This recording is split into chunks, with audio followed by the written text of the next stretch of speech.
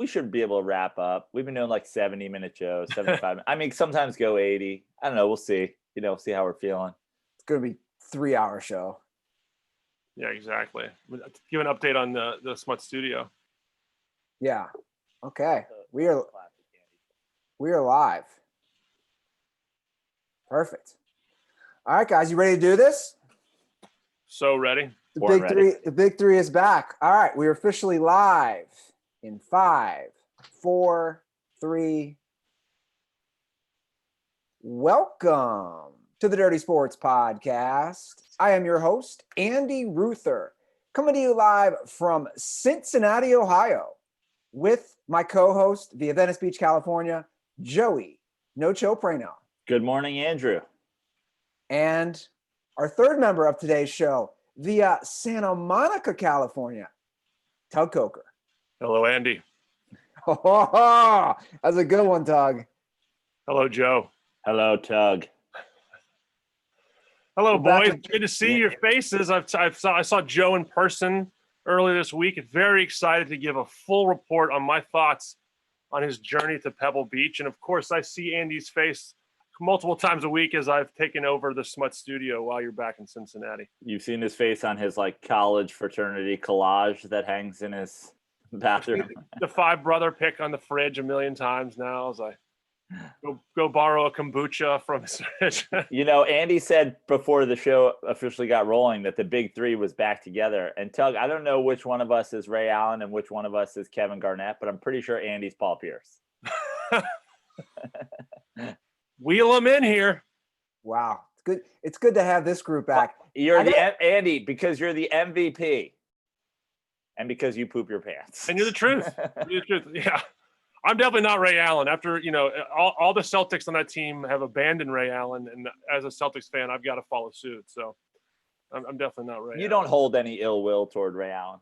Well, I have two things I don't love about Ray Allen. Number one being, I was rooting for the Spurs against the Heat, and he pulls the greatest shot one of the greatest shots I've ever seen, and that's not fun. But no, as far as getting a championship, I mean, would Ray Allen and I be friends? I don't know. The guy's apparently never eaten a hamburger since he was like a teenager, or maybe even ever. So Ray Allen came to my shows in Tahoe, came to one of my shows during the Celeb Golf Tournament. We hung out, chatted with him after his round at Edgewood a couple of years ago, and then he came to the show. I think you would be friends with Ray Allen. He was a really nice guy. I'm pulling a 180. He's a friend of Joe Praino's. Yeah. He's a friend of the show. I'm back in. He was a fantastic guy. I'm easily swayed. I blow in the wind. Whatever my friends tell me to think about someone, I do. And now I'm a big fan of Ray Allen. I love Ray. He got game. So are they still on the outs with Ray? Have they mended that relationship? Oh, yeah. I mean, every time Rondo talks about it or KG talks about it, they had a mini reunion and did not have Ray. That's Rondo shouldn't be allowed to talk at all. Yeah. Now, Tug, I got to ask. You alluded to it. What's the status of the Smut Studio? What's going on there? Well, I know, that you left in a firestorm. You're concerned about the blood of Venice. You think it's maybe a little bit of Gotham City and Batman, but it's been cleaned up since you've gone. It's sparkling. I think Joe might have a take on that. Well, Mildred, you're saying Mildred. They've cleaned up Mildred. Correct. I'm only concerned about the areas around Andy's. It sticks with the Gotham reference. Is Mildred Avenue used to be Arkham, and Joker, freed everybody, and now they have scattered throughout the rest of Gotham. Gotham has been the inmates are running the asylum. I liked it when they were all just by fucking Andy's place. You knew where they were. Yeah. But Tug, is it true that you're doing some sort of undercover homeless thing? You're like the first scene in Fletch. You've gone full beard. You wear a brown coat and infiltrate them under the pier. Well, I was hoping to audition for Fletch until I found out. You and I both found out they're giving it to John Hamm. So, the jury's out on the redux of John Hamm playing Fletch. So, I can shave this now. My wife sure would want me to shave this beard. Wait, are they redoing Fletch? They are with John Hamm. Oh man, why do we got to redo classics? I love Fletch. Me too. And I actually like John Hamm. Me too. I wouldn't say I love John Hamm. I like John Hamm, but those two that doesn't fit for me. That just seems. I mean, they're going to try whether we think they want to or not. But Chevy is sort of a polarizing figure, but everyone seems to think Fletch fits so perfectly. It's like Fletch and Chevy are the same thing. Like, yeah, exactly. Hard to separate the two. That was his Vince Vaughn role, where he was like, I'm just going to play myself, and everybody's going to love it. I'll tell you what they won't be able to do in the remake of Fletch is the scene where Chevy Chase is picturing himself basically as a Kareem Abdul-Jabbar, because that would be cultural appropriation with the afro. Yeah. That scene, no more. Yeah, not a scene that probably will exist. But to get back to the original point, Andy, I've walked through your complex a few times. Very quiet. It feels like you'll be excited to come back. I think I've gotten your mail every week, and you have a ton of flyers. I think you have almost 3 pieces of actual mail. I'm excited for you to dig into those. But a lot of the old school Tuesday, Thursday, coupons. Yeah. Sift through. Well, that's good to know. Joe and I have said forever, we think you've just turned it into like a Hawaiian themed tiki bar.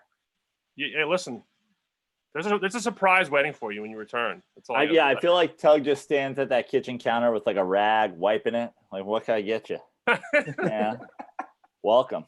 No, there's no troubles here. Now, Tug, let's talk about Joe's golf game. Yeah. You guys golf Tuesday. Joe golfs Pebble Beach, 2 weeks to Pebble. This, is it tomorrow? This Sunday. Sunday. Well, I'm heading up north tomorrow. Practice round Saturday, and then the official round Sunday. And I'm actually worried. I'm not sure that a practice round is a smart idea. I mean, I think it's smart for me to play. I'm playing a place called Black Horse. Tug, do you know it? I don't. But figured Tug knew every golf course in America. Yeah, I wish I knew that. But, playing 18 and then playing 18 again is going to be rough on the knee. I might do 9 on Saturday and tap out. That would be the smart thing to do. I'll probably end up playing both. But yeah, Sunday is the day. And this is the reason I wanted to jump on, because I don't want you guys discussing golf without me. I don't trust you guys with the keys to talk about golf. I felt like the 8 or 10, golf fans that are in the dirty sports world needed me to talk about it. So, by the way, everyone should go out and see the videos that Joe's making 2 weeks to Pebble. They're really funny. Shout out to Nick. So hope people are grabbing those and watching those. But yeah, they're on my YouTube. You subscribe. You get them early if you subscribe to the YouTube. You get them, a day or so later on my Instagram. But subscribe to the YouTube. I'd appreciate it. So I wanted to come on because I played Pebble back in 1999 in the prime of my golfing days. That's 21 years ago. My friend, I watched a couple of my buddies try to qualify for the U.S. Amateur that same year. So I know the course.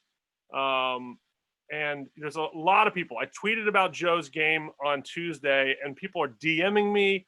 People are hitting us up baldly to saying Joe has no shot. And I'm here to tell you, after watching him play, that I agree. He is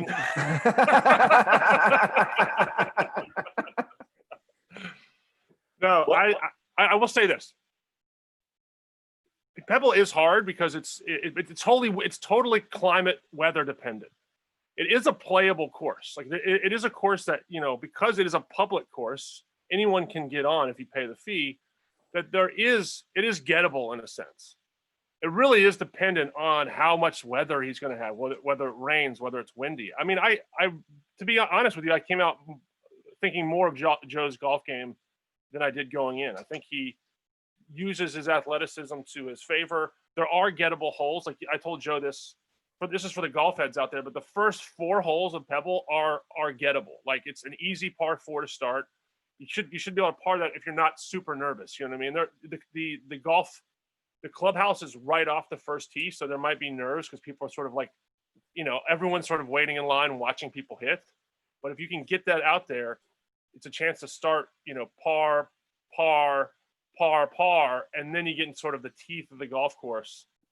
And then what I told Joe on Tuesday, there's 3 holes that are like really, there's a bunch of famous holes on Pebble, Andy, but 8, 9, and 10, really 6, 7, 8, 9, 10 all go against the cove. 7's a scoreable par 3, but 8 you have to hit over the water. You have to hit a shot over the water. And 9 and 10 are like monster par 4s. I remember doubling all 3 of those holes when I played it. So if you can survive that, then you can turn around and have a real chance to break 100. I really want to come up, like, start strong. You said that, if there's nerves, the clubhouse. I got to say, in my entire golf life, which I was talking with Andy Laz about yesterday, we played Westchester. He's like, how many rounds do you think you've played? Oh, there we go. We now have a 4th. This is the 2nd baby. I saw Andy bring one into the this is my son Quinn. He's my youngest son. He had hernia surgery yesterday. He broke into the room to say hi. Can you say hi? Hey, Quinn. It looks like he's recovering solidly. Very nice recovery. Apparently, it's pretty quick. A little bit of pain for 2 weeks. These are my friends, Andy and Joe, and all the dirt balls. Yeah, it's Joe. That's Joe. Now I'm gonna give you back to Mom, okay? All right. I know you want to stay and talk sports. This is what I like to see. He wants to talk about my golf game. Yeah, I was gossiping with him about your game. But I think, like, if the quest to get to 100, like, what did you say the breakdown was? What do you need to? So basically, bogey and a half. If you go 1.5 on every hole, it's 99. So bogey and a half is 99. So for every double bogey, I need a bogey. For every triple bogey, I need a par. It's pretty safe to say I'm not going to have any birdies. I might, on some of those par 3s, but I wouldn't say likely. So I got to stay away from the quadruple bogeys, and I gotta match my triples with pars, and I got to match my doubles with single bogeys. And I was talking to Laz about it, and he was like, how many rounds of golf would you say you've played in your life? And I tried to think about it. I actually thought about it last night. Shout out to one of the dirtballs who sent me the Grint app, which can, like, track your rounds and gives you a handicap and all that. And there was a course ranker, like, rank all the courses you played. And I think I've played like 13 courses in my whole life. I think I played a course up by my house in Westchester growing up, like, once or twice back in the day. I played Edgewood a bunch of times. But I'd say it's between 15 and 20 rounds lifetime. And Laz was like, well, I don't think anybody in history has played 15 rounds of golf and shot 100 at Pebble. That would be some sort of, record.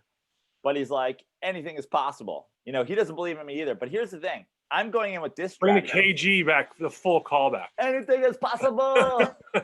I'm going in with this strategy. I'm going to my caddy, and I'm going to go, I am not trying to play the best round of golf I can possibly play. I am trying to have a score of 100 or below.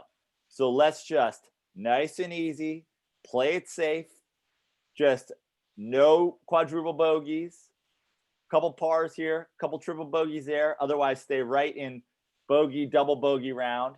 I'm going to have to smoke a lot of weed. And, anything's possible. Why I brought you on, Tug, what I really want to know is, you've been under the hood. You said it's not going to happen, but I need odds, because I want to know what the money line is, because a lot of people want to bet against me at this point. Tug thinks I can't do it. Andy Laz is no longer in my corner. No one thinks I can do it.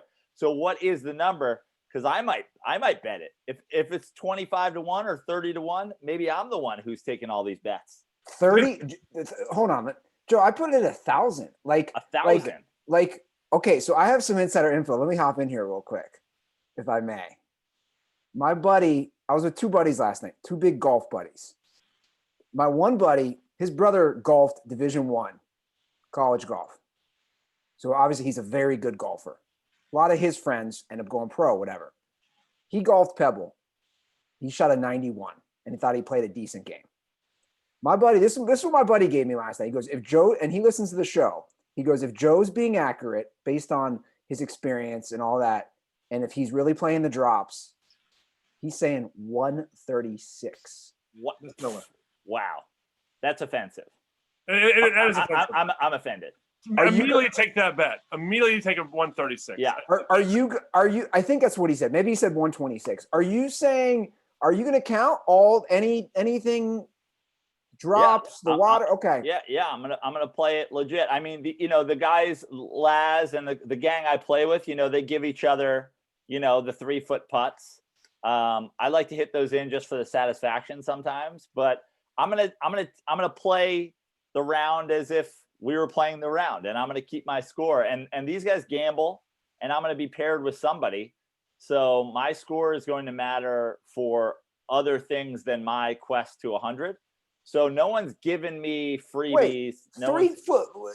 See, I don't get that. You have to hit the ball in the hole. What's the 3-foot putt rule? Oh, Andy. I mean, look, like when you're not playing like a real tournament, sometimes you just give people strokes to move the game along. Like we're trying to move. But then that's not real, in my opinion. Well, in match play, there's an event where you play against each other, and you can both decide to give each other shots because you're trying to only beat them on that particular hole. So it depends on the event that you're playing. I don't want to get into the minutia of golf, but this is why I'm on. This is why I'm on today. Look, again, my point is I like to hit those in regardless. I like to feel the satisfaction of completing the holes generally. But my point was that my round is going to matter for other people there, separate from my score of 100, separate from 2 weeks Pebble. There's skins involved. There's a lot of gambling involved. No one's given me money because. What's your handicap right now after you use the app? What's your handicap? Like 25. But it's a guesstimate right now. It's like 25. It's like got the approx 25. Yeah. Because I don't have enough rounds. So we have a question in the YouTube comment section. This is a good question by Christian Folsom. He says, "Can dirtballs gamble on Joe's score with a certain percentage going to the Thust Fund?" Well, this is what I'm saying. This is why I want a number, because also my thought is this. Let's say like every gambling site or every casino, if there's a VIG taken out, right? I'd love to give, the VIG to a charity. And I have myself and I have other people in my life who will put up a certain amount of money to make bets. But first I need a line. I said 100 because it's a nice number. Everybody seems to agree that that's not going to happen. Now, give me a number. That's why Tug's here. I was going to say, this is kind of Tug's area. So you're playing from just so everyone knows, you're playing from the gold tees. The championship tees, the U.S. Open tees, are 7,000 yards. So it's not even that long of a course. Pebble, typically in modern day age, is not that long for the pros, which is why it's so reliant on weather. 7,000 yards. The next set of tees is the blue, which is 6,800. And then the next tees are where Joe's playing, which is the gold. So it's 600 yards shorter than where Tiger and Phil would play the U.S. Open. Par 72. So that your handicap has you shooting in 97. The handicap's usually for your best rounds. I mean, and it's funny. I don't know why, I haven't had a round except for Westchester. I haven't had a round under 100. So I don't know why they're giving me a 25. I'm just inputting my scores. I'd say somewhere between the 107 and 110 range would be a fun number to play with. I mean, that gives you 30, basically double bogey golf. Let's say 36 strokes, right? So let's say 108. Yeah. Double bogey golf. So you're going to set the over-under at 108. Yeah, let's say 108. That means you're allowed to make a double on both holes. And I still think people will take whatever over 108 is. But the bigger question, Tug, is what's the money line on 100 or below? Plus 600. Plus 6 to 1? Yeah. Geez, I was like 30 to 1. Ruther's going a million 30, to 1. 31 is just there's too much. It just gives you it leaves the house too vulnerable. That's what I was hoping for. Yeah, exactly. I was hoping for a lot of people that want, that want to get in on $10, and me, He made $300. me having to pay out 12 to their 10. Yeah. And Kevin Garnetting it and giving, $1,500 to the Boys and Girls Club of Venice. I mean, you can do 10 to 1. I mean, I feel like if you played 10 rounds there, I think you could break 100 one time. I mean, that seems like a fair thing. Again, they want you to play well because they want you to remember the experience and come back and pay what is upwards of $500 per round. So yeah, you're going to set it up in a favorable manner. But it just depends on what day you get, because for those of you who weren't born in 1992, Tom Kite won the U.S. Open, and on that 7th hole, which is like 100-yard par 3, it's very short. Like it's a very playable par 3 on a benign day. They're using 4 irons into that hole, which is like unheard of. Go from lob wedges, sand wedges to 4 irons because of the wind is craziness. So just hope that you got a perfect day, no wind, and I think you got a chance. A 1 in 10 shot of breaking 100. All right, there it is, 10 to 1. 10 to 1 dirt balls. So how is this going to work? It's a great question. I'm going to talk to my bankroll and see if I can get a backer. I have a feeling if I say the backing is going to go to the Boys and Girls Club of Lake Tahoe, that my good friends at McDuff's might act as the bank. Oh, really? Yeah. But I'm going to reach out to them today and find out. So if you're interested, slide in my DMs and let me know. You get 10 to 1. And the fun thing about this, it's like it becomes a totally different event when you're trying to break 100 or break 108.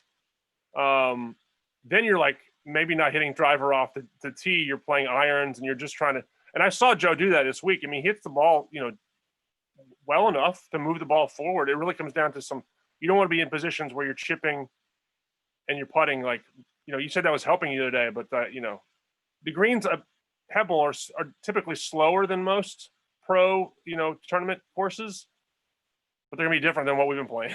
I played Westchester yesterday. Not a great round, very inconsistent, but I did chip a ball in from about 150 feet away. 150 foot downhill over a mound onto the green, rolling. Of course, we weren't rolling on the footage that time, but yeah, many people can attest. Should have saved that for Sunday. I know I should have, but it's that kind of thing. You just need that one shot that gives you a little bit of confidence. That going in got me back on my Kevin Garnett. Anything is possible. And Andy, the last thing I want to say about people throughout the country who are listening, the courses in Southern California, the public courses are a little different. Like he mentions this course called Westchester, which is right next to LAX. And a lot of people go there. There's a lot of traffic, a lot of volume. There's a driving range right next to the first hole. I don't play this course anymore because I played it one time, and on the first hole, someone hit me in the neck with a golf ball from you the got a driving fucking range. Ball in your neck. Exactly. I will Ferrell the rest of the round with the goiter. Golf ball in the neck. Yeah.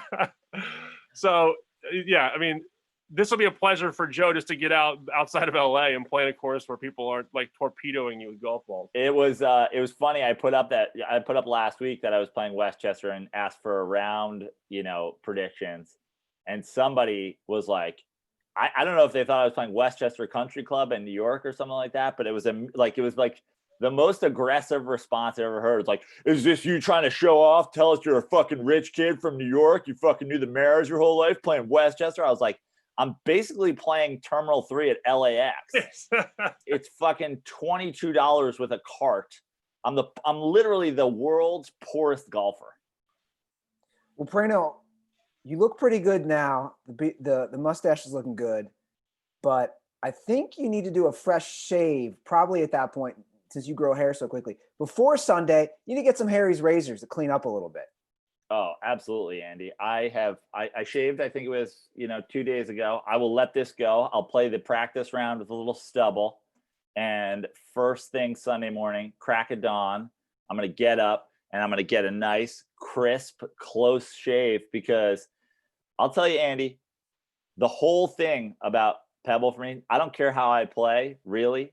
but I'm going to look spot on. I've got a whole outfit planned, and the cherry on the top is a nice clean shave. When I show up to that first tee box, people are going to be like, look at that mustache. And you know what makes a mustache pop? The rest of your face around you just being smooth as a baby's bottom. That's right. And we're in the middle of a pandemic, as everybody knows. Time to save money. Listen to some of these numbers. How much could you save in 1 year by switching to Harry's, Dirtballs? Enough to buy 26 cups of coffee in New York City. Enough for 3 deep dish pizzas from diners in Chicago. Enough to pay your 6 months of your Netflix subscription. Guys, Harry's delivers high-quality blades as low as $2 each, a fraction of the price for the leading brand, and saving you hundreds of dollars. And I really want to give some of my Harry's, because they sent a bunch out to my friend Tug Coker here, because he is looking scraggly. He needs to clean that up. Let's get him looking nice and fresh. Guys, listeners of Dirty Sports can redeem their trial set at harrys.com/dirty. With that, you'll get a weighted ergonomic handle or firm grip, a 5-blade razor with a lubricating strip and trimmer blade, that rich lathering shave gel with aloe to keep your skin hydrated, and a travel blade cover to keep your razor dry and easy to grab on the go. Once again, go to harrys.com/dirty to start shaving and saving today. Andy, can I talk honestly for a second about Harry's razors? Sure. The number one thing I enjoy about Harry's razors is I no longer have to go to the razor blade aisle at a pharmacy and stand behind the plastic, and they'll be like, yeah, we'll have somebody help you in a minute. 14 years later, I've written my 100th letter home to my mother. Dearest mother, as I await customer service here at aisle 7 at CVS, waiting for them to open this plastic, I want to remind you that I will return home after I thwart this razor blade case. Exactly. Get it shipped directly to your house, especially during this current year. What could be better? Okay. Major League Baseball has officially started today. It's starting today. We have sports, real sports. Nothing against our friends who like soccer, but we got real sports today, Joe. Opening day, we got a couple games today. Today's opening day. And I'll tell you what, man, I have a lot of mixed feelings, because I was watching last night the Cubs-Twins, exhibition game. Yeah. And I'm not going to lie, I was with a couple buddies, right? We're just hanging out, talking, eating some pizza, watching a little sports. It's weird. I don't know if you've watched it. I'm sure I don't know if you watched a Mets exhibition game. I have, yeah. It's weird with no fans. Yeah, of course. I mean, it was a couple of years ago that the Orioles played that game with no fans, and the whole world, at least the whole baseball world tuned in. They're like, this is crazy. And now every game's going to be played like that. Season ticket holders have their cardboard cutouts. The White Sox are doing cutouts of like players' kids. It's just, yeah, I mean, a couple of things are nice, hearing the crack of the bat, hearing a little bit more of the natural sounds of the game. It sounds like we're going to get some more players mic'd up and stuff like that. It's going to be a whole different season, really. And I guess I'm excited about it being different. It's not business as usual, and that's exciting, but it is going to be weird. Yeah. Is there anything that you guys in particular are looking forward to most in this 60-game, no fans, just out of the ordinary season? Tug? I think I'm looking for, similar to what Joe just said. I mean, I'm looking forward to things maybe being shaken up a little bit. I mean, we talk about the extra inning ideas, starting at second base, like whether or not you like it or not.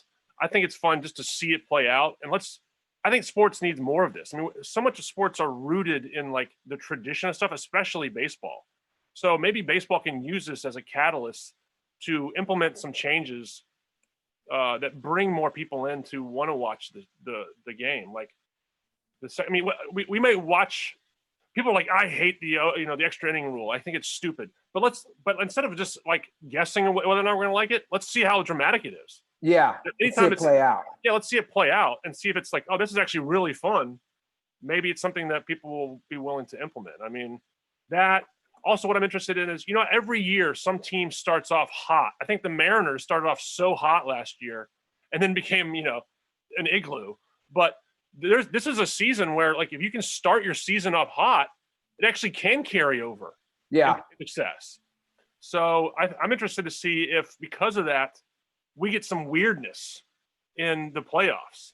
Teams that we didn't expect to be close have a nice little run and make it in. Like a team that, has been garbage over 162 stays healthy long enough to surprise. I think that could be because 162 is everything's going to even out over 162 games, and there is a science to playing 162 and 60 games. Like Tug said, I mean, if a team stays hot, and forget even staying hot, but if you're hot out of the gate and then you feel good, I mean, you could potentially carry chemistry to a World Series. Yeah. And I think it's basically, I mean, to go back to KG, every team should be screaming anything is possible right now. I mean, I was talking to Laz about his Giants the other day, which everybody, kind of agrees are in full rebuild mode. They also have Billy Hamilton. I mean, you put Billy Hamilton on second base in extra innings, ball game's over. Hit a fly ball, you lose. Or you win, I should say, if you hit a fly ball. But give up a fly ball, you lose. This guy's scoring from second base on a long fly ball. I like your point about, teams who start hot. Let's not forget a couple years ago when the Dodgers, they won 108 games when they lost in the World Series to the Red Sox. I believe after 60 games, they were either 500 or below, and then they went on a tear, right? The Nationals were the same way. The Nationals, the Nationals were the fourth team in the NL East last year. So 60 games in. It really is the anything is possible. Do you guys think they finished the season? I'm going to say yes. I do too. Sure. I'm not gonna go against you guys just because I want it to happen.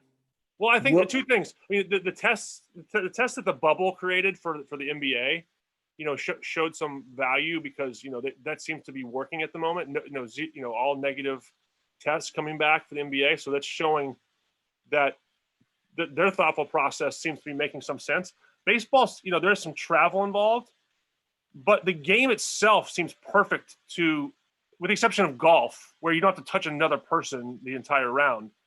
There seems to be well suited to defend against the things that spread the virus. So to me, I think there's a real chance. Do you guys think fans will be at the World Series at that point? No. I agree with that. I agree with Joe. How crushing. If your team goes to the World Series, that would be crushing for me. How do you implement, social distancing? You're already going to have a run on tickets. You already have a run on tickets when you can sell out your games. Like it'll just become such a shit show if they're like, we're selling 12,000 fans this game. So now who gets to go, Yeah.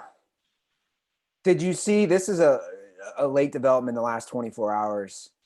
They're talking about adding 16 total playoff teams now, like even for this season. To go from to go from 10 to 16. And again, that adds more variability into the season. I mean, if you're a top heavy team, like if you're a favorite like the Dodgers or the Yankees, you probably don't want to see that. Yeah. You don't want to get into the randomness of a best of three. But if baseball wants to sort of put kerosene on the chaos fire and just say, let's make this as weird a year as possible and see what works. Like let's just use this as like a litmus test for the future. Just 2 out of 3, become fun for us. I would say get all your weirdness out this year, baseball, and try everything. And then if 2 things stick, then you've improved the game. Then great. To go back to our Gotham reference from the beginning, I feel like this baseball season is the pile of money that the Joker lights on fire in Dark Knight. He's just like, some people just want to watch it burn. Like just chaos. So guys are starting on second base, 60 games. Everybody makes the playoffs. 1 inning elimination, wild card rounds. You're like, whatever. Okay, fuck it. Let's go. Toronto doesn't have a place to play. I mean, Yeah.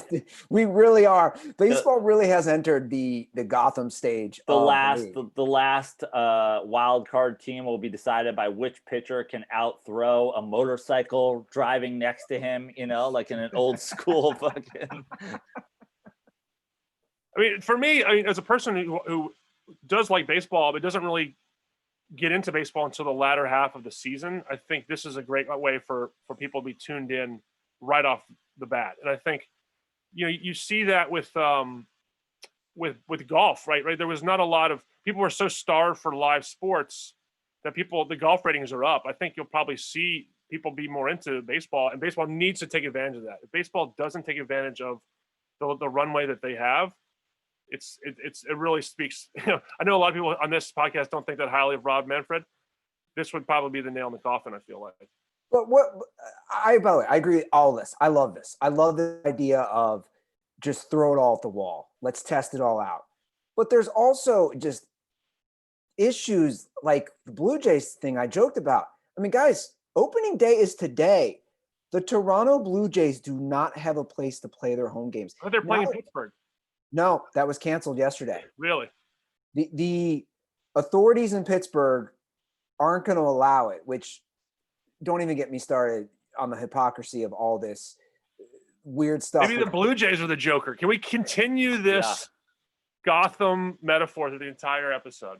So one of the things being recommended, I don't know if either of you saw this, and this would suck if you're a Blue Jays player. I mean, it already sucks. 60 road games. So let's say they were scheduled to play like 60 road games. After playing 60 road games, if the Toronto Blue Jays make the playoffs, they're going to show up to the stadium and be like, "Well, know how I got these scars? Every game on the road. My father came home. He said, every game on the road." So they're basically saying, let's say they have a 3-game series against the Yankees. What they're saying now is they would just make it like 6 and just stay in New York. And for 3 of those games, they would be the home team. I mean, they're kind of out of options at this point. What's funny about that is, like, Toronto's not allowed to play in Toronto because they don't want people coming in from the U.S. So instead, we're going to make you do the one thing that you're not supposed to be doing, which is traveling all the time. Yeah. All the time. The next two months. If they come away with 0 negative tests, the people should be hiring, instead of Dr. Fauci, they should be hiring the Toronto Blue Jays staff, figuring out how to solve.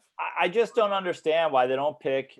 I mean, we're talking about they couldn't play in a lesser state. They couldn't play in AAA Buffalo because the stadium's not up to quality. Would you rather like a B- level clubhouse and locker room, or to travel every day for an entire season? It seems so crazy to me. Just let them play in fucking Bangor, Maine. And by the way, that is just not a good look for Buffalo. Let's be honest. Yeah, like they literally do not have a home, and the Blue Jays are like, nah, I'm good. We'll just play on the road the whole year. That's fine. Like how bad is what is we'll skip it. We're gonna skip this season. We're good. I feel like the Buffalo Bills AAA, or not Buffalo Bills, the Buffalo AAA stadium, right? I feel like that's the equivalent of the Bills Mafia. Like, when I picture the type of Bills Mafia person, I picture,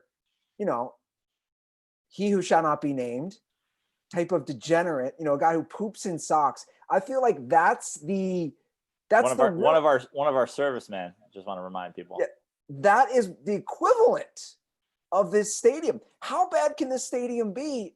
Like you said, that they would rather do 2 months on the road. But I'm saying, even forget Buffalo, like even just in that area, you're talking about upstate New York, Eastern Pennsylvania, New England. There's not a good minor league stadium in the whole area that'll have these guys. One of the most exciting young teams in baseball. What happened to the Rangers? Just got a new stadium. What happened to their other perfectly fine stadium? Like, can they just go down? Did they blow that up already? Yeah, because they're doing regional games, so they got to be somewhere in the Northeast so they can play the Red Sox and the Yankees and the Mets and the Phillies and the Orioles. Okay. That makes sense. Yeah. Can I ask you guys before we can I just ask about predictions? Since we're talking about chaos, can we just talk about who? Yeah. Obviously, all subject to change. I'm curious to see what you guys think about the season. I know nothing, so I'll go first. Well, I've actually read a lot this week. Okay, give it to me. I'll learn. You know, like you said, I mean, the odds, you're not going to learn anything. The odds-on favorites are the Dodgers and the Yankees. I am very scared for my Reds because they have become this pick of basically everybody to win their division. So because the Reds probably have the best pitching staff. They added some bats. That terrifies me, right? When you become the hot pick. Yeah. And they haven't made the playoffs since 2013. So that division's up for grabs. Joe's Mets are also in a real tough division. I think a lot of good teams, are going to be vying for that. Mets already dealing with their yearly bout of injuries. That season hasn't even fucking started yet. I saw who got injured again. Stroman out, torn rib cage. Gesselman out.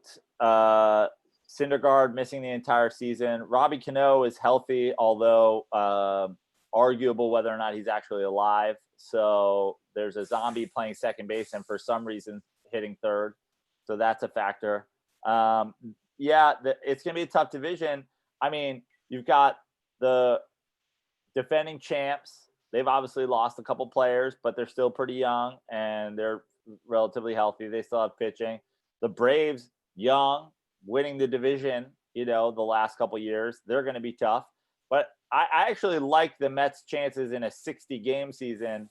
The last couple years, the Mets, without June, run away with the NL East. They won. I think they won a grand total of 2 games the last Junes.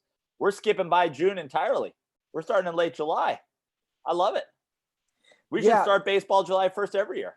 Here's what I'm going to say about the Dodgers, because the Dodgers are like an overwhelming favorite to win the World Series because of their talent. Obviously, I disagree. Well, I'm saying on paper they are, though, the Vegas favorite. But they still got that manager, man. Like, come playoffs, you still got Dave Roberts. I am not going to pick the Dodgers. I don't even know if I'm ready to make predictions because there's just too much going on. But I will predict the Dodgers do not win the World Series. I'll tell you what. They did it. The Dodgers just got the Ruther curse. Congratulations to the Los Angeles Dodgers. Your 2020 World Series champions. The one thing, you have to like the Mookie signing is interesting. I know you want to talk about the 10-year contract, which we can circle back to, but the guy is a quality player. I think that's a nice addition, obviously, as a person who's watched him play in Boston. But I'm wondering for the Dodgers, does the shortened season actually help them because of, the years, the last couple of years seem so far away. It seems so far away. Like, do they not have any sort of mental hangups or hangovers because they almost like sometimes when people who are head cases have other things going on, they free up. And because there's so much stuff happening in the world, I'm just wondering if that frees them up in some way to just let them go out and play, and maybe this is the year it happens. Well, I think there's two potentials with the Dodgers, and I actually think the Dodgers would be, especially if they go to 16 playoff teams. I think the Dodgers' chances of winning the World Series improve if they sneak in or don't win the division in a runaway. I think the worst thing for the Dodgers to win the World Series would be for the Dodgers to go 50-10 and breeze in and everything is great. That's when I think the wheels come off because they don't face any sort of adversity. They got Mookie Betts all locked up. They've got their thing. I feel like the Dodgers are going to need to feel some sort of pressure throughout the season. And honestly, I love that San Diego team that they're putting together. I don't know. It's potentially still too early for them to really compete, but a 60-game season, anything is possible. So I love it. Andy, Tug reminded me, since you just said the Dodgers won't win the World Series, of how strong and powerful the Andy Ruther curse is. So I'm just going to need you to say it word for word that I absolutely 100%. It actually, anything isn't possible, will not shoot 100 or better at Pebble Beach. You absolutely will not 100% shoot a 100 at Pebble Beach. Thank you. I appreciate that. I wonder how many dirt balls just took their money, like revoked their Venmos to me. Well, see, that's why I'm scared. I like my Reds. I like my Reds a lot. Oh no. Yeah, don't do this. I'm just saying, man, it scares me because everybody's picking them, but I like their staff. I like what they added. The Reds are going to be one of the biggest beneficiaries in the NL of the DH, of some of the guys they picked up. So I like that. But again, dude, I don't know. Like guys, none of us know how teams are going to handle just a weird season, right? Like anything is possible is basically sports, in my opinion, through the rest of 2020.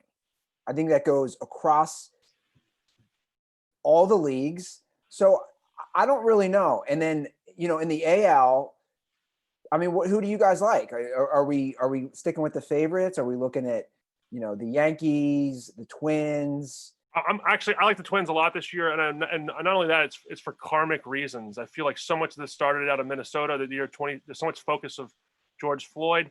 2020, I believe there's full karmic energy happening. I'm sure guys like Charlie Ryan and Stanga are not loving me saying this, but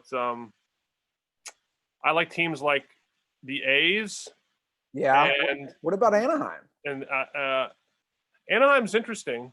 But I'm just gonna go with like storyline years. So let's look at the A's.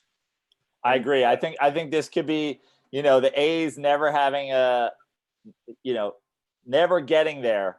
This could be the short season that the A's need. And then they never return again. And this is what the A's get. The A's get, Moneyball 2. Anything is possible. And then that's it. And then the story ends and they go back to being a wild card team that loses in, a play-in game every year for eternity. I like, obviously, the Yankees are stacked. I still, the Yankees and the Dodgers are very similar to me. I'm not sure Aaron Boone is highly competent, but the jury is still out. I know that Dave Roberts is not a competent manager, at least strategically. Seems like a good locker room guy. Aaron Boone still up for discussion, but the Yankees, big swing and miss lineup. They obviously added Cole, which is a fan, you added one of the best pitchers in baseball. That's not going to make you worse, but big swing and miss lineup. Like to me, the favorites aren't the favorites because of the weirdness. That makes sense. Well, we should discuss the Mookie Betts signing, but before we do that, we're trying to make our predictions. And I'm happy to announce, if you want to get some real mathematical predictions that's going to help you with any of your sports picks or online bets, guys, our friends are back. GTP Picks. Remember them, Joe Praino? Of course. Well, they've been rebranded, and I love the new name. They are now Game Theory Picks. Still GTP, but it's Game Theory. Is that what GTP Picks stood for the whole time? I assume. Game Theory Picks. I love these guys. They have added me to their email list for this year, and they helped me get through. I mean, remember the epic Andy Ruther meltdown / comeback? I was using a lot of their info to help guide my picks, and I love these guys. And what is better than being able to gamble on sports in these wild times? I love it. These guys having a model to help you win. We need sports back. We need gambling back. I need to get Game Theory Picks prediction on my Pebble round, but I love this. I'm so excited these guys are back. Well, what's great is they've now changed their subscription options. So they offer a weekly, monthly, and yearly subscription option. And guys, by August 1st, Major League Baseball, NBA, and the NHL will all be started. So now is the time. And if you sign up before August 1st, you receive your first week of Game Theory Picks absolutely free. So mark it down right now. Go to GameTheoryPicks.com and use promo code FREEWEEK to get your first week for free Once again, this is before August 1st. So don't wait. Get your ass moving. Do this right now. Go visit GameTheoryPicks.com and use promo code free week to get that first free week. So the Dodgers signed Mookie Betts long-term yesterday, as we know. It is a massive $380 million deal. Here's the thing. It's a 12-year deal. I know we've done this before, Joe. I understand why these things happen, but I still don't quite get them. And it's not exactly football, because I know Tug has had this discussion many times on the show as well with the long-term deals and getting guys in their rookie contract at the quarterback position. But my concern for these deals, basically in all of them, is how many good years are you getting out of this player? And I asked that question on Twitter, like a legit question. I wasn't trying to argue with anybody, just wanted to see who has this worked out for. And I put together a list as well for us to discuss. And I think this is a good area for you, Tug, as well, because I know this stuff probably pretty well as far as how the contract stuffs work. What do we think about this deal? Because it's a 12-year deal. It's a lot of money. How many good years are they going to get out of Mookie Betts? And again, the history is really not on your side, but is it now where they have to do these deals? Yes, they have to do these deals. Mookie Betts is going somewhere else and getting that money. And we've seen this in the past, even going back to some of the guys on some of the guys who these contracts have worked out for. A-Rod, probably the best example of a guy who got two big deals. Both of them worked out. But he went to the Rangers because they offered him the most money. No one's growing up dying to be a Texas Ranger. Nolan Ryan's kids didn't want to be Texas Rangers. Like, no one wants to be a Texas Ranger. But if you're not willing to pony up the money and you're the Dodgers and you have a ton of money, somebody's going to come there and do it. I mean, Manny Machado's in San Diego now. Like, somebody's going to, and obviously San Diego's selling you a lot better off the field than 145 degrees in Arlington, every day. But somebody's going to give you that money. So yeah, you do have to do the deal. I think part of these deals now is, especially in baseball, as opposed to like the football deals, obviously they're not fully guaranteed. So there's a tap out situation at some point, but in baseball, you're basically counting on these guys falling off, and you're paying for 7 years, 6 or 7 years. But you're paying for 10 years to get 6 or 7 years because it's just part of the deal. I would counter that. And by the way, I agree with, as far as where your sentiment's from, I would argue, and I agree with A-Rod, of the 10, I just wanted to look at 10 plus year deals since his deal is 12. Of those deals, Joe, how many of these are actually going to work out? Joey Votto for the Reds ain't working out. Albert Pujols didn't work out. But now for the Reds, Joey Votto's played well for the entirety of his contract. He's not Joe Mauer. He didn't fall off. Look, Joey Votto just came second in the NL MVP voting.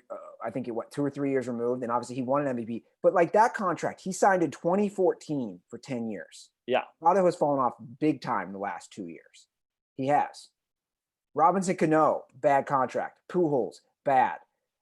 I'm just saying, like, we don't know how the Trout, the Harper, and again, Robinson Cano was good for the Mariners for a long time, but not 5 or 6 years.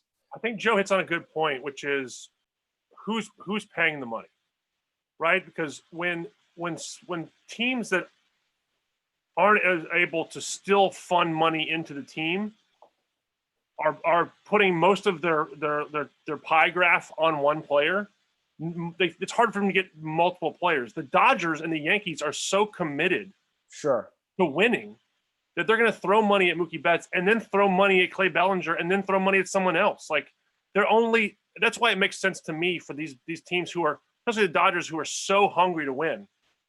You have to do this. And baseball is a team sport, but it's an individual contest when you're at the plate. And the idea of focusing on one guy when you don't have to worry about the guy behind him in the lineup is way easier.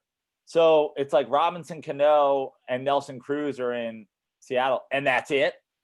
You know, it's a totally different story when Mookie Betts is squeezed between Justin Turner and Clay Bellinger.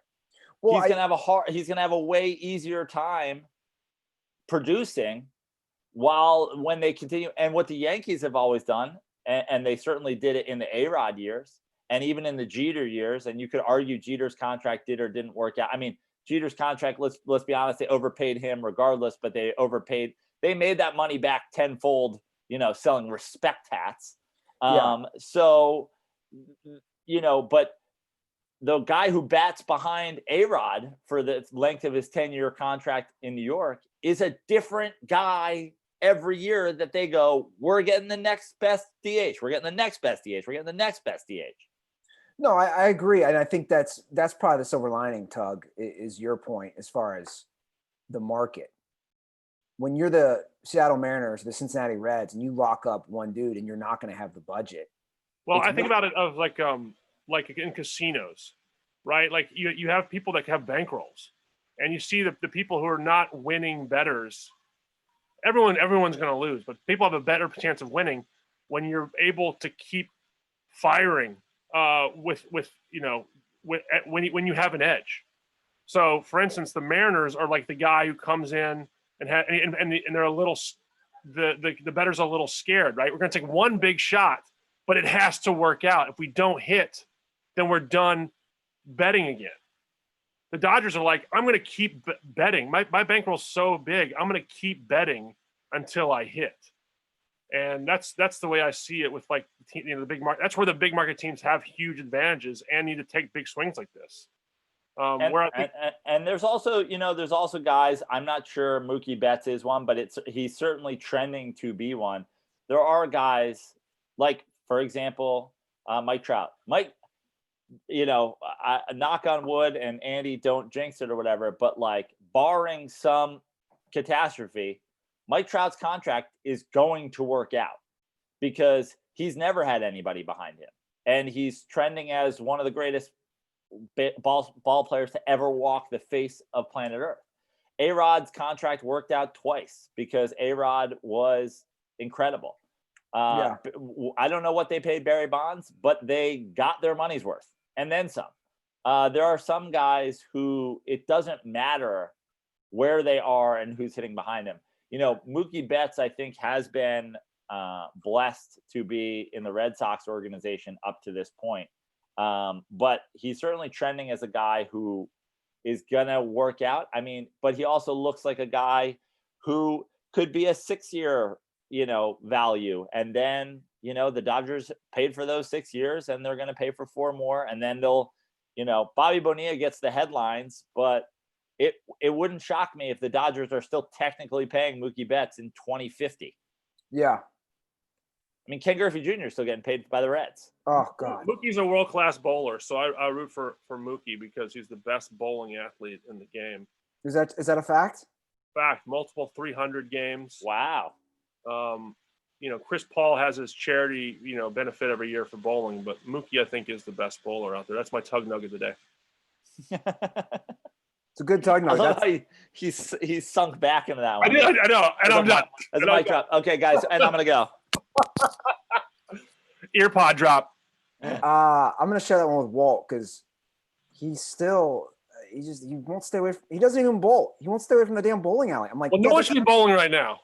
What? He's not even bowling. He went up there last night. I've said on this show, no one should be bowling ever again. That this pandemic definitely started by somebody eating chicken wings, licking their fingers, and sticking it into a bowling ball, and then somebody else using it. That is where Trump calls it the China flu. I call it the Brunswick flu.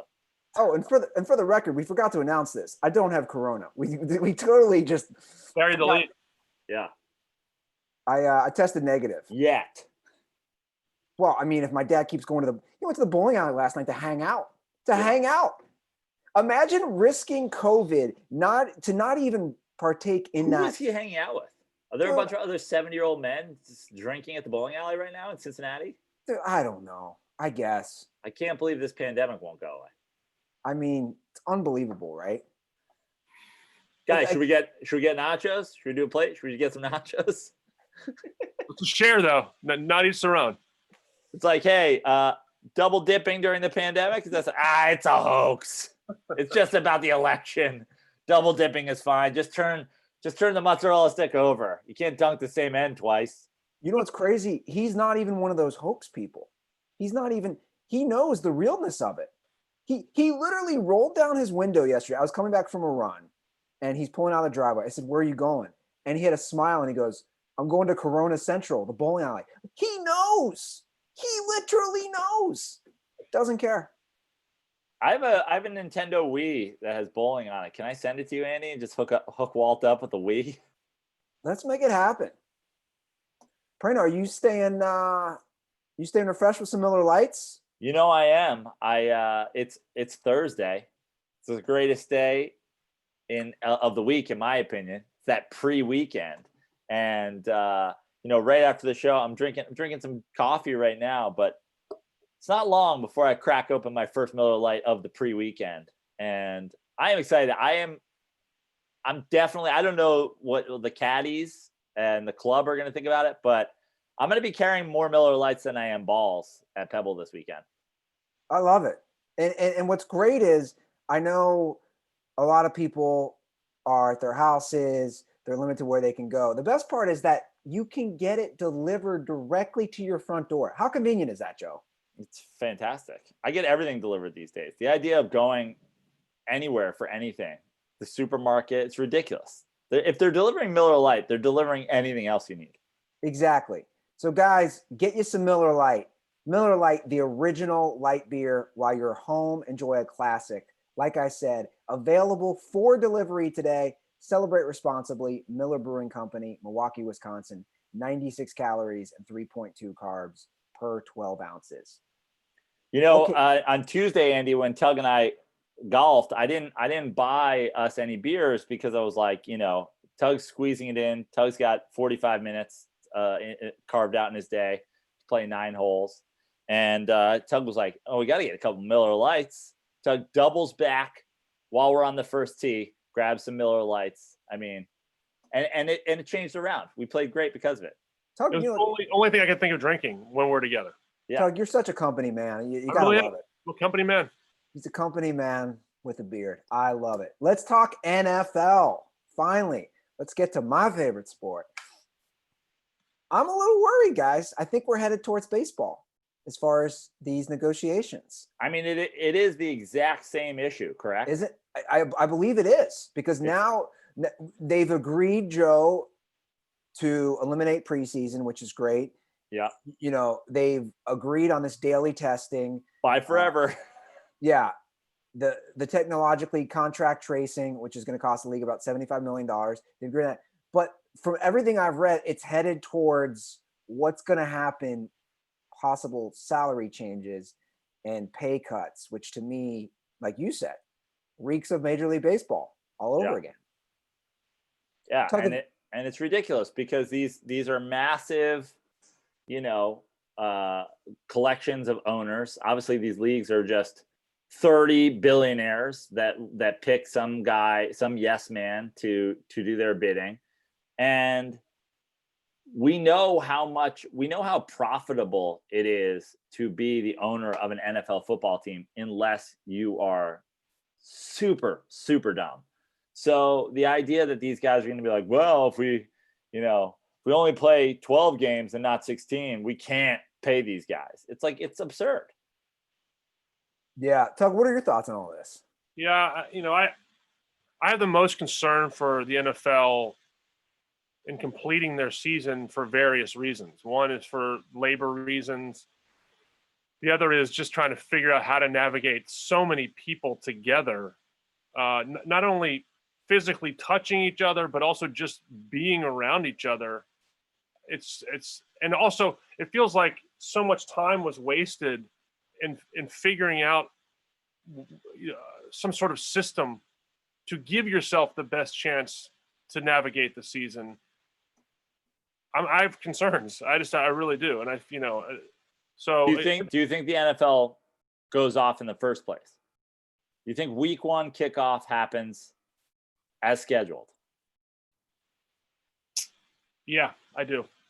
I think it has a better chance of starting than finishing. But yeah, my concerns are that I just don't know if they've thought about this enough. Like, it's funny. We always talk about, like, Joe talks about the commercials that you see on the NFL with like Ford and Viagra, and it's just sort of like the owners have just kind of played willy-nilly in the same sort of thing. Like, we'll figure it out when we need to. It's just kind of like, it's just really on brand somehow for the NFL.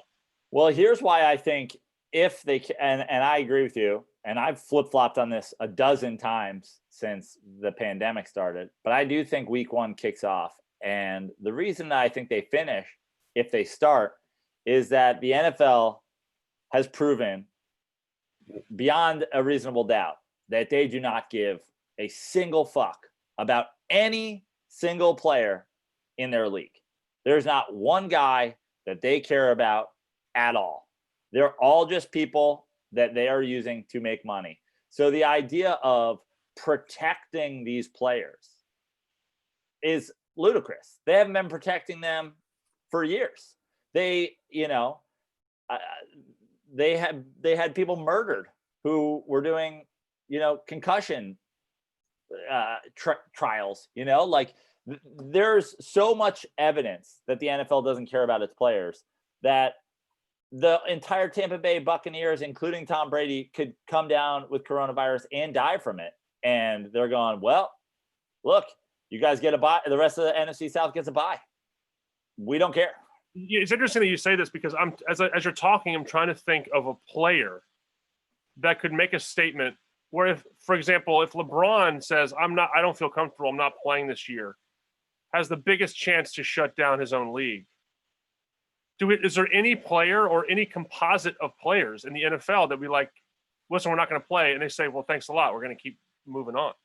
I mean, what I honestly think you would have to have is, I think you would have to have like the 30 quarterbacks. Yeah, I think you're right. You would need, or you would need, the top 10 NFL quarterbacks to all say, like, absolutely not. Tom Brady will never do it. And, no. Tom Brady is, I was saying this to you guys in the previous months, but like, what people are hurt by. Tom Brady hasn't even stopped kissing his kids on the mouth since the pandemic started. But, he knows his time is of the essence. He knows he knows one more season, it's done, so yeah. He's got to play this year. He's on a mission. So he'll never say anything to prevent the season from happening, in my opinion. So yeah, but you're right, Joe. That's my takeaway too. That the NFL does not care about these players, and until the players figure out a way to create some sort of mutiny to get things they deserve, like some more guarantees or whatever, it's just going to keep moving on, business as usual. Yeah, I agree with you guys as well, and I think you would basically need Patrick Mahomes, Deshaun Watson, Russell Wilson, Aaron Rodgers, Drew Brees. I mean, I think you need, 5 to 7 of your star quarterbacks to say we're not playing, because that's it. I mean, let's take Patrick Mahomes. Obviously, we've never seen anything like him in the history of the league, right?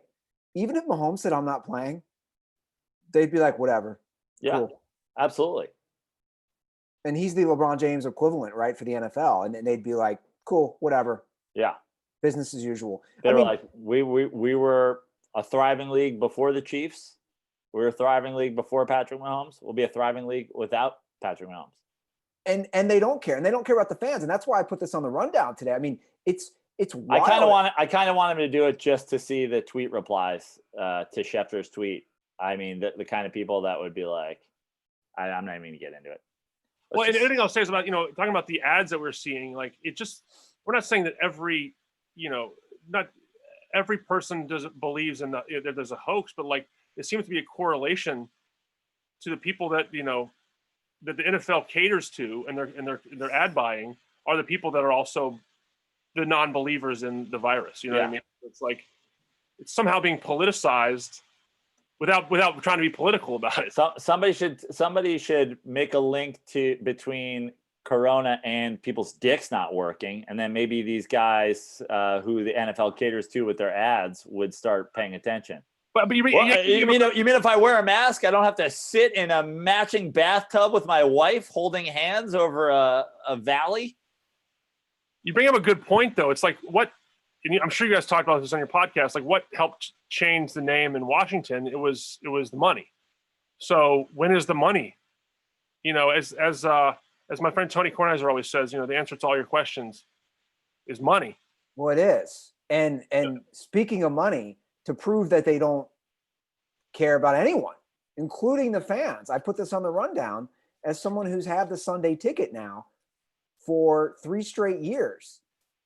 No one is talking about this. And I even put it into Twitter, and I'm like, why is no one talking about it? I got an email for my annual renewal for the NFL Sunday ticket. They raised it $120. Yeah. I mean, guys, you really can't understate this enough. These are the prices from the last few years. 2017, it cost $200. 2018, $236. 2019, $278. Okay, I see a trend. They're raising it $36 a year. Whatever, totally understandable. I can deal with that. They raised it $120 this year. So they raised it almost 4 times the amount this year with zero explanation. Well, there's an explanation. The explanation is this, that there's no fans. The Sunday ticket concept is to DirecTV what Howard Stern is to SiriusXM. Without it, they are not a company anymore. Sure. When the exclusivity of Sunday Ticket leaves the satellite and the streaming platform of that exclusive thing, DirecTV ceases to exist from one day to the next. When they finally open the gates and go, anybody can get it on, you can get it on, Spectrum, you can get it on your cable provider, you can get it whatever. Once the people who are sitting in matching bathtubs with their wives calling the coronavirus a hoax and have no idea how to stream something age out, and everybody goes to the streaming everything all the time thing, it's done. They are holding on to that so desperately because it's their only chance of surviving. They have an exclusive thing to broadcast to all of the NFL games. It's just the AT&T, Uverse, DirecTV conglomerate, whatever it is. But it's the balls. Like I said, if we're looking at the precedent of the previous 3 years where they're raising it $36 a year, whatever. Again, span that out over a 17-week season. Cool, you're raising it $2 a week. That doesn't bother me. But when you're going to do this in the middle of a pandemic, middle of an economic depression, it's mind-boggling that you would do that now. And look, I'm probably abnormal because it's a tax write-off for me. Like straight up. I can do that. It's a tax write-off. So the price really doesn't affect me that much. But dude, if you're a family of 4 or 5 people, that's a huge increase. Like that's one of those you would hope people would just give the middle finger to not only DirecTV, but also the NFL in general, because it's just, I know what you're saying, Joe. I just want you to know, I've got a chime in from my manager and our football economist of the podcast. She's saying that the price was raised significantly because there are no sports bars, so everybody will have to watch at home. And so, I think also the sports bars paid a premium price. They had to pay even significantly more than we do to broadcast the games. But you're going to the bowling alley, Joe. Yeah, exactly. But you know that. But I actually think that this is a terrible strategy because in the end, the NFL and this, AT&T, Uverse, DirecTV, you definitely make more money selling it to a consumer directly. I've been talking about it since this all started, that I'm just not going to go to bars at the same rate that I used to prior to all this. You won't. Hey, here's a prime example. That's a great point. I'm glad you brought that up. My brother said he's in commercial real estate. RIP his business, by the way. So he said that whoever owned across the river, was a bunch of stuff in northern Kentucky, directly across from the Reds ballpark, they were basically doing a party, a viewing party, right? Opening day for the Reds, and the Reds opening day is always a big deal. So he sent out this email and he said the first 15 people to respond, you can bring a group of 3. It'll be socially distanced. It's all spaced out, but tons of TVs, whatever. He kept sending emails. My brother goes, people are like you. He couldn't get 15 groups of 3 willing to sit in a room with food and drinks to watch the Reds tomorrow because people are like, no, man, Corona. Yeah.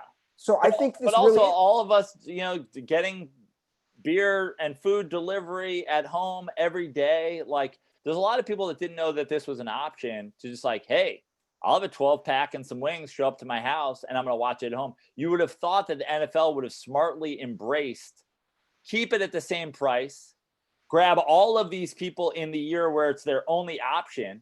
And just like anybody who's ever signed up for Sunday Ticket knows, they just renew you. Yep, they just renew you. If you want to cancel, you got to cancel. Exactly. So what they should have done this year is kept it the regular price or done some sort of pandemic pricing and then re-upped everybody next year when sports bars were a thing again without their permission. But instead, now everybody's going, whoa, it's $120. I don't know. Maybe I'll still get it. My brother will get it. I'll go to his place. We're social distant family. Like sometimes the NFL is undefeated with short-term strategies for long-term problems. They're undefeated. Yeah. I just, like you said, and the email, and you're right. For people who don't know, they automatically renew you. And the email that I got, what you said and what your manager and what Randy had texted you, it's great to hear that because those are points I never thought of. But why don't they spell it out? I'd be way more understanding, right? If in the email it's like, well, the price is increased because of this. Just the generic, hey, we're going to start charging you August 28th for Sunday Ticket. You have to cancel if you don't want it. But just think about a comparison. This is the NFL. This is like signature NFL move. Just imagine that the first, let's say this weekend, today, you go, I want to get some wings because it's opening day. I'm going to get some wings and I'm going to get some beers. And you order Uber Eats, you order Buffalo Wild Wings. And Buffalo Wild Wings is like, a dozen wings is now $50 because you're not coming here and eating it at our place where we know you're going to pound a bunch of beers. So sorry, it is the way it is. There are no sports bars anymore. So fuck you. You'd be like, I'm never eating Buffalo Wild Wings again. But the NFL is doing exactly that. Yeah. Well, I'll also say that Postmates does that. So yeah, people do gouge. We're in the gouging business, gouging world now. And well, it's part of that. I mean, it's Goodfellas. Fuck you, pay me. It's literally turned into that with the service fees and the delivery charges and all those things. Well, look, Tug, I think you have to be somewhere. Is that correct? I do. I have to go I'm on duty to watch my kid, who most of you met earlier in the episode. Got to make sure he's on the mend. Future star, right there. Yep, that's my guy. And but I want to jump on and just reconnect with you guys since I talked to Andy about his place once a week. Send him mail photos. Saw Joe this week, and I want to wish you the best. The last thing I'll say, just before I let you guys go, Joe, how are you documenting this Sunday's round? We've been doing a couple of different things over the course of this 2 weeks. I've had somebody shoot my last 2 rounds besides the one I played with you, like legitimately. But there is, the whole 2 weeks to Pebble thing and the 100 is like, it was more for me than it was for anything. It's like, hey, if I turn this into content, that'll motivate me to go out there and like figure it out. So I don't go to Pebble and embarrass myself because I want to play well enough to have a good time. And that's still a part of it. I'm going to be taking a lot of videos myself and Instagrams. I'll be Instagram living it at Joe Praino, not Instagram living it, but putting up a lot of stories. I'm sure I'll have a lot of people taking stuff of me, but there's still a part of it that I go, I want to be there in the moment, enjoying Pebble Beach. So it probably won't be a ton of content from the day itself, but there'll be plenty, That's my recommendation too. I mean, if you have someone there to help, obviously authenticate the bets. Yeah. But you need to be enjoying the experience. If you get a nice day, it's one of the best walks in sports. So I want to ask you one thing before you go, Tug, because I definitely want to figure out a way for the dirt balls to it seems like some dirt balls want to invest in this one way or the other, whether for or against me. Maybe I'm thinking about what I could do is do sort of a 50-50 raffle, and for $20, pick a score. Closest without going over gets half the pot, and the other half goes to a charity. If I were to do something like that, and this is me kind of previewing the potential of doing something like that, what would be your score bet?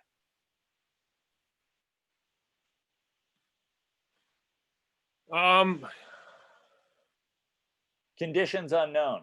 Yeah, I mean, I like the double bogey golf. I mean, I think that to me seems like the number. What is that? 110? 110, something like that.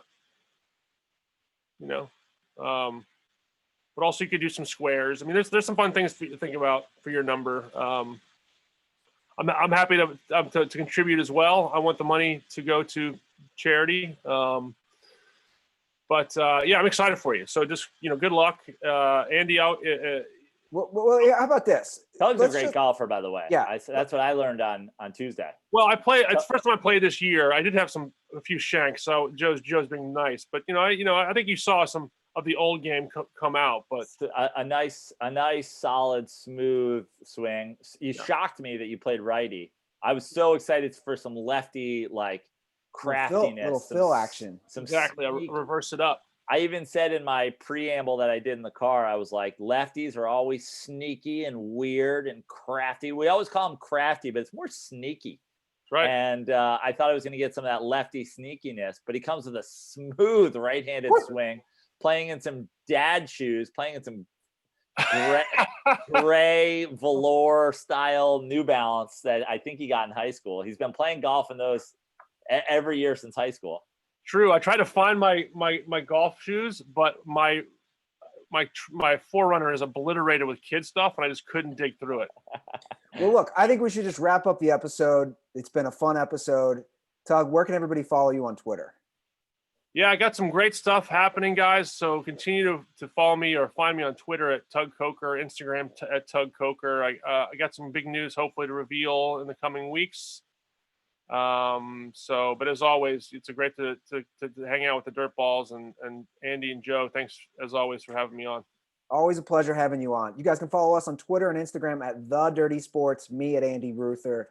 Joey, what about you? At Joe Praino on Instagram, at Fix Your Life on Twitter. Stay tuned to my Twitter and about, we're gonna find a way for you guys to get some action on this. I will sort it out in the next couple of days. So stay tuned to my Twitter at Fix Your Life and subscribe to my YouTube. That's where you get the first debut of each episode of 2 Weeks to Pebble. It goes to YouTube first. So subscribe to my YouTube, which is easy to find. Put in Joe Praino or go to my Twitter and click on some of the links in there.